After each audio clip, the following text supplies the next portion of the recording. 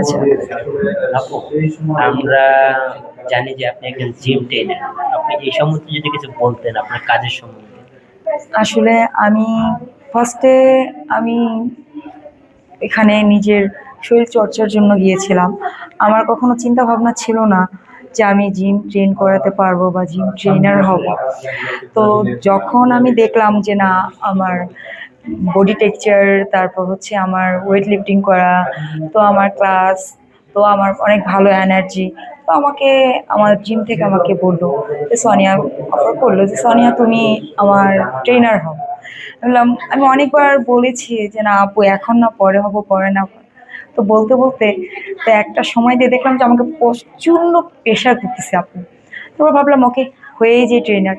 তো আলহামদুলিল্লাহ, আমি এখন ট্রেন করাচ্ছি। আমার 60-65টা আমার মেম্বার আছে লেডিস টিমের। আমি জিম ট্রেন করাই।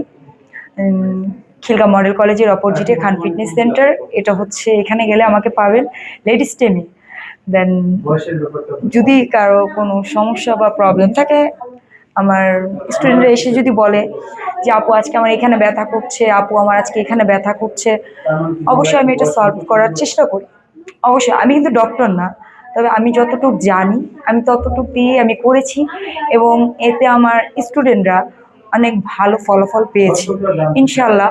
আমি জানি না কত দূর পর্যন্ত আমি যেতে পারবো, তবে ইনশাল্লাহ ভালো কিছু করার আমার চিন্তা ভাবনা আছে। মিডিয়ার পাশাপাশি আমি আমার জিম ট্রেনটা আমি করাচ্ছি। আপু, জিম কি সবার করা উচিত, যাদের জিম, পেট বেশি, হ্যাঁ, শুধু ফ্যাট বেশি তা না। জিমটা হচ্ছে প্রতিটা মানুষের জন্য প্রযোজ্য। এটা হচ্ছে, আর মেইনলি হচ্ছে হলো গিয়ে আপনার ইয়োগা।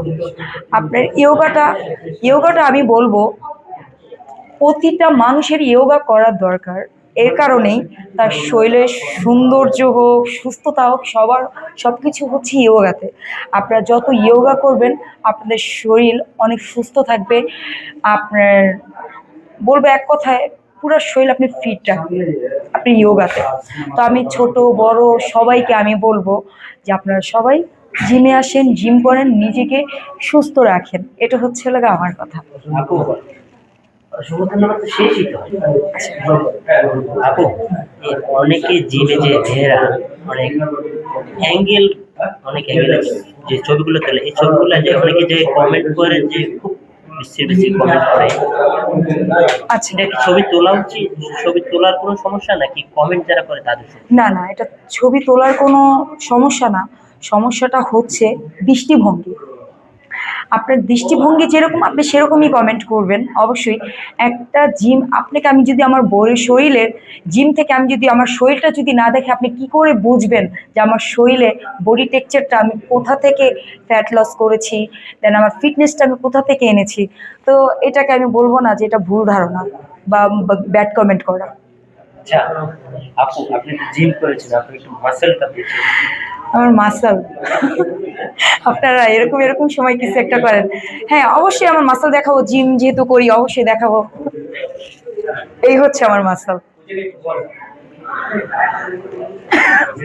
এটা হচ্ছে হলো জিম ট্রেন করাতে করাতে হয়েছে, যদিও করতে চাই না তাও হয়ে যায়, কিছু করার নেই।